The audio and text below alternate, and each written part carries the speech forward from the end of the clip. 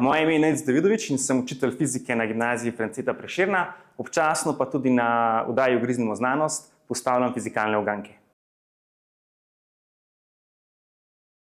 Vsaj dva načina. Ena plat je to, da moram sam imeti te mehke veščine, da lahko komuniciram z dijaki. Druga stvar pa je, da tudi sam učim mehke veščine druge, se pravi dijake. Rekel bi, da vse bolj.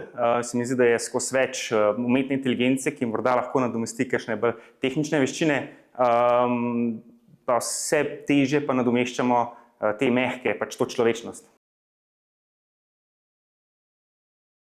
Moram znati komunicirati z dijaki, moram znati vzpostaviti neko zaupanje z dijaki. Tukaj mi pomagajo mehke veščine. Prav tako moram učiti dijake nekih mehkih veščin, tudi kritičnega razmišljanja in tako naprej. Pa pri sami organizaciji dela je to tudi zelo pomembno. Če hočeš nekaj organizirati, neki izlet ali kakorkoli, so vse te mehke veščine zelo dobrodošle.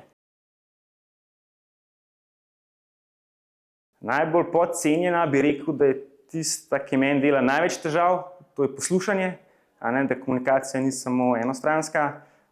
Torej, jaz kot fizik, ali pa mislim si, da zato kot fizik, so moji možgani tako trenirani, da vedno iščemo neke rešitve, vedno začnemo z nekim opazovanjem, postavljanjem hipotez, pa potem testiramo in iščemo rešitev.